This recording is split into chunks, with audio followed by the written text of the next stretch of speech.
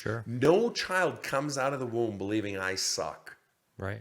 No child comes out of the womb believing, oh, the world is terrible, and so on and so forth. With the parent near, they feel safe. No child comes out of the womb with self-hatred, self-loathing, self-doubt.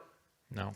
No, they come out free and alive, which means when I'm dealing with clients, I tell them that story, and I say, that means somewhere between the womb and 37, a lie was imprinted in you that you suck. Love A it. lie was imprinted in man that your feelings are no good. Right. A lie was imprinted that you only have value when you're tough. And it's so fucking arbitrary. Right. We are on a rock, a tiny rock, somewhere out in the fucking universe.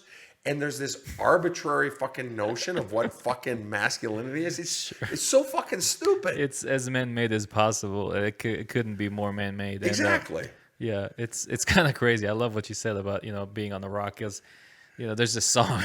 It's in Hebrew, but the point is made in any language, and it's basically, we're all lost in space together. That's it. And if you see it any other way, you're in your own imagination. That's it. We're lost here. We have no fucking clue what we're doing. That's right. And anytime you waste on thinking otherwise, or being convinced that what other people think of you matters, it doesn't matter just as much as a lot of other things don't matter. It's funny you bring that up, and I'm glad you brought that up. One of the other languages I studied was Hebrew, and I remember in the consortium in Berkeley, the Graduate Theological Union, there is a Jewish school, and I took some classes there.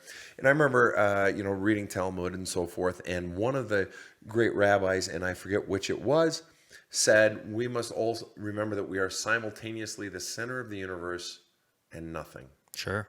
It's one of the biggest things that they teach, and it's so powerful. It really is. You're everything and nothing simultaneously. And that the root of all sin, forgive me for using a religious word, but the root of all bad that I might do in the world, or you might do in the world, is that I leave myself at the center of the universe.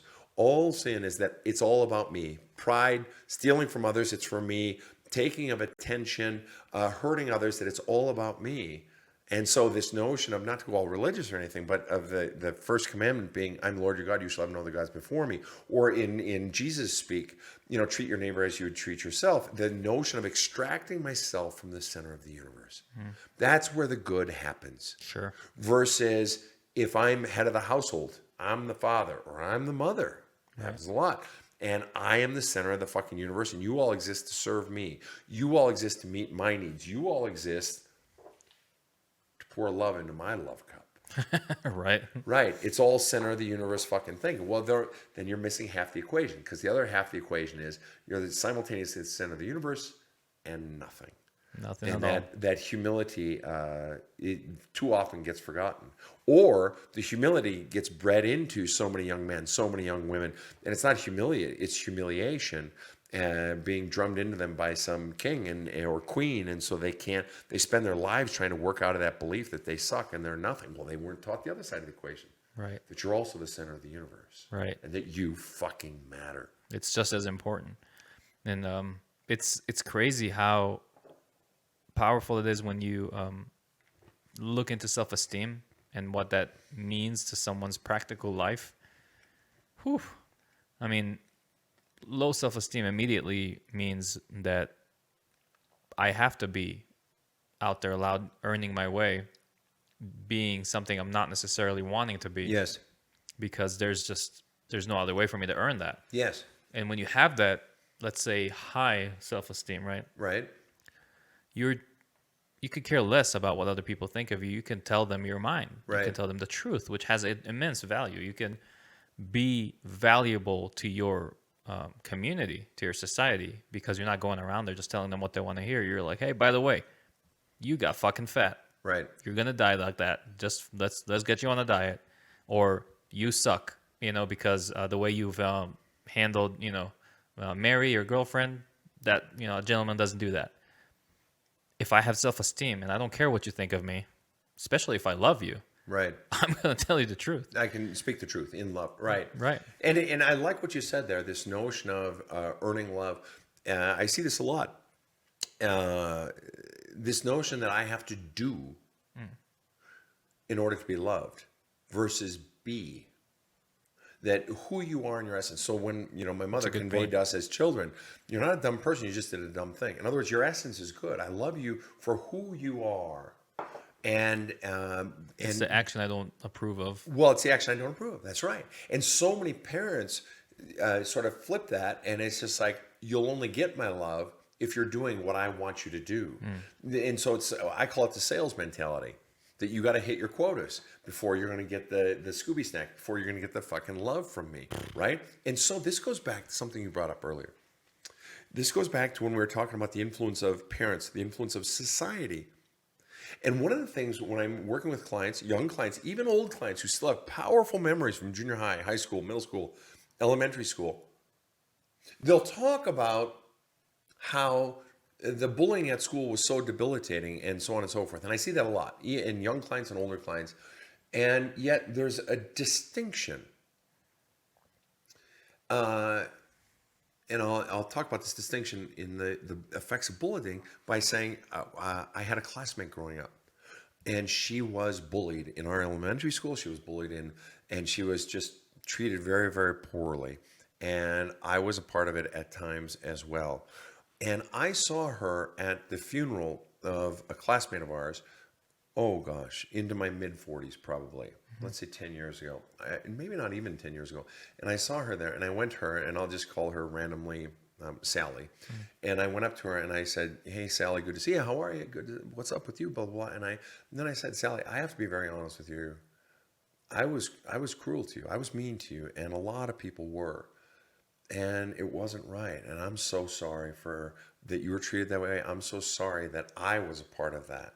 And I'm sorry, and there's no excuse. And she sort of laughed a bit, and she said, Sven, it's interesting. A classmate of ours, Jane, she did the same thing. She called me up, and she apologized, like 10 years ago or whatever. We can't live with ourselves. Right. But plenty of people had been very, very cruel to her. And she said, but can I tell you a story, Sven? In my home growing up, when I was in about, let's say she was like 8, she had several older siblings like I do. And she said, my oldest brother, I don't remember what the exact circumstances were, so I'm going to make something up. He had come home with the family car, and he'd come in too fast, and he basically almost killed me. Hit me, and I had a concussion, whatever, and then the oldest sibling of several siblings, and he felt guilt, such profound guilt that he had almost killed his baby sister. That Sven, you have to understand, for the first 15 years of my life after that, I was waited on in our home hand and foot by my brother after he almost killed me. So I'm going to school every day, she said, Sven, but at home I was treated like a princess. So yeah, it hurt what people were saying, but it almost like bounced off of me, because at home he wouldn't let any of my siblings touch me. He would wait on me. He would dote on me, all this stuff, to the point where when I got to be like 18 years old, my father finally said, all right, enough. You've paid your debt to her. It's done. I'm sick of this crap. And so getting back to your notion of society versus parenting, one of the things I see a lot is people who have been bullied or who have gotten a message from a spouse or whatever, and it has a deeper effect. It has a killing effect on the soul if they're not getting a counter message at home. So society can be saying, Sven, you suck. You're a loser. You're irresponsible. You're 23. You don't have a fucking job. You're 25. When are you going to get a real job? Be responsible. Be responsible. But if I'm getting a message at home of, Sven, you're doing fine. It'll sort itself out. Just keep listening to your gut. That's going to be such a powerful counter message from the most powerful people in my life that I'm not going to be as susceptible or as wounded. But if somebody says to me, yeah, I was being bullied at school and so on and so forth, and it killed me and it crushed me and I couldn't get over it, my response is, that tells me you were likely getting the same message at home or a similar message. Because if you were getting a counter message, not always, but if you were getting a counter message, that external message would not have had as profound, powerful, debilitating effect as it does. And so again, going back to the parents, you want to not blame them, because you're like, okay, you got actually bullied. Like, what's the parents' fault? And then here you are. And it's crazy, because they have the biggest megaphone. They have to realize when they speak up goodness into you, you go to school shielded. That's right. And when they speak, garbage on you and toxicity and tear your personality down, then yeah, everything that's going to hit you, rough or not, is gonna ruin you. it's going to hit you 5 times as hard because Sure. you've already been getting it. You've already and